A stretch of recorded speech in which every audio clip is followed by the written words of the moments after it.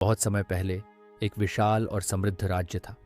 इस राज्य के राजा अजित सिंह बहुत बुद्धिमान और शक्तिशाली शासक थे।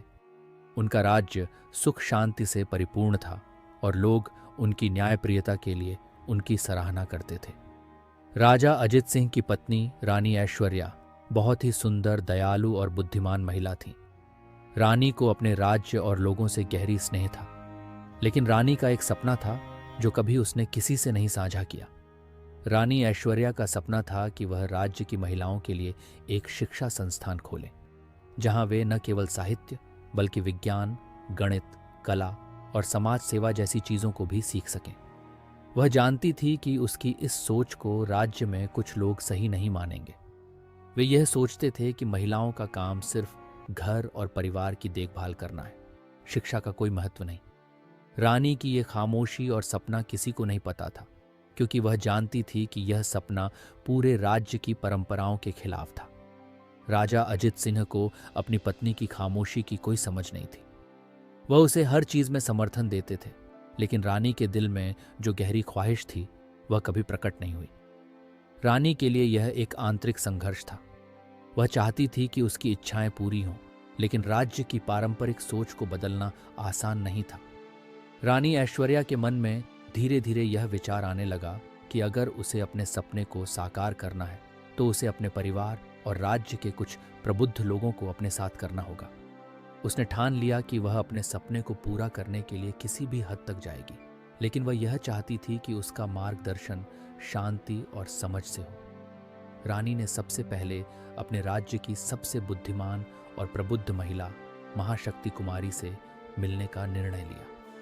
महाशक्ति कुमारी राज्य में एक प्रसिद्ध शिक्षिका और समाज सेवी थी, जो महिलाओं के अधिकारों और शिक्षा के प्रति जागरूकता फैलाने का काम करती थी। रानी ने महाशक्ति कुमारी को अपने महल में बुलवाया और उनसे अपनी सोच साझा की।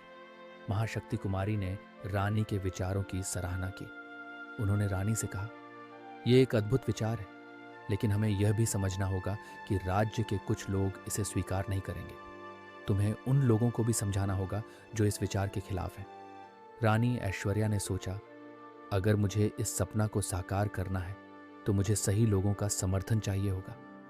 रानी ऐश्वर्या ने अपनी योजना को अमल में लाने के लिए कदम बढ़ाए। उसने सबसे पहले राज्य के बुद्धिजीवियों और बड़े नेताओं के साथ कई बैठकें की।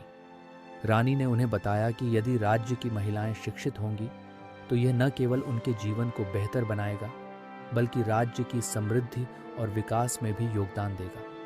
रानी का सपना था कि महिलाएं हर क्षेत्र में पुरुषों के बराबरी पर खड़ी हों, लेकिन राज्य के कुछ नेताओं ने इसका विरोध करना शुरू कर दिया। उनका कहना था कि महिलाओं का काम घर संभालना है और उन्हें बाहर की दुनिया में शिक्षा देने से समाज की परंपराएं बिगड़ सकती हैं। रानी को बहुत तकलीफ हो रही थी, लेकिन उसने हार मानने का नाम नहीं लिया। रानी ऐश्वर्या ने अपनी योजना को बदलने का नहीं सोचा। उसने समझाया कि यह बदलाव राज्य के लिए ज़रूरी है और यह समाज के भले के लिए है। वे हर दिन महिलाओं के साथ बैठकर उनके लिए योजनाएं बनाती और उन्हें प्रोत्साहित करती। धीरे धीरे कुछ प्रबुद्ध नेता उसकी बातों को समझने लगा। रानी के संघर्ष के बाद एक दिन राजा अजित सिंह ने रानी के प्रस्ताव पर विचार किया और अंततः उसने इसे मंजूरी दे दी। रानी की योजना के मुताबिक राज्य में एक महिला शिक्षा संस्थान खोला गया। यह संस्थान न केवल कक्षाओं से भरा हुआ था, बल्कि यहाँ महिलाओं को जीवन कौशल, आत्मनिर्भरता, समाज सेवा और राजनीति जैसी चीज़ों पर भी प्रशिक्षण दिया जाता था। रानी ऐश्वर्या ने इस संस्थान को शुरू करने में अपना सब कुछ लगा दिया। उसने सबसे पहले गांव-गांव जाकर महिलाओं को इसके बारे में बताया और उन्हें शिक्षा प्राप्त करने के लिए प्रेरित किया। महिलाएं पहले थोड़ी हिचकिचाईं, लेकिन फिर उन्होंने इसे एक अवसर के रूप में देखा। कुछ ही महीनों में महिला शिक्षा संस्थान बहुत ही लोकप्रिय हो गया। महिलाएं उत्साह के साथ पढ़ाई करने आईं और रानी के सपने ने आकार लेना शुरू कर दिया। धीरे धीरे राज्य के बाहर भी लोगों ने इस शिक्षा संस्थान की सराहना करना शुरू किया। समय के साथ रानी के शिक्षा संस्थान का प्रभाव बढ़ने लगा।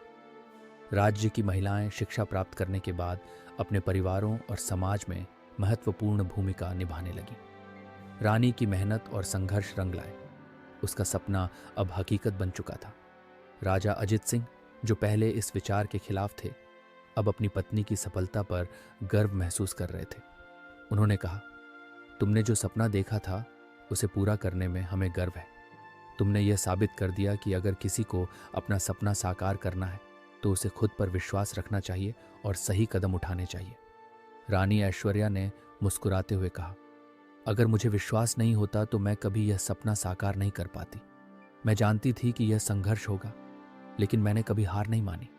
राज्य में शिक्षा का स्तर बहुत ऊंचा हो गया था और रानी ऐश्वर्या का सपना न केवल उनके राज्य बल्कि अन्य राज्यों में भी एक मिसाल बन गया था।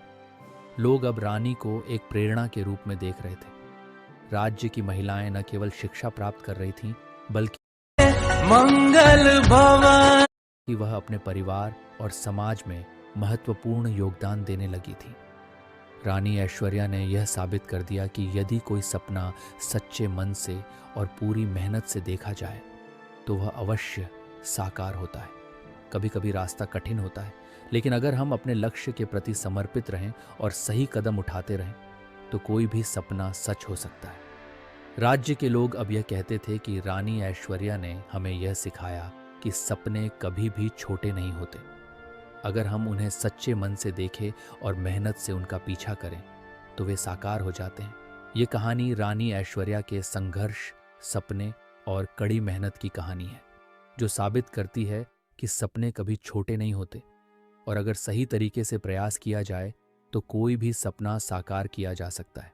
आपको अगर कहानी अच्छी लगी है तो लाइक और सब्सक्राइब कर दो। मिलते हैं फिर एक और कहानी में।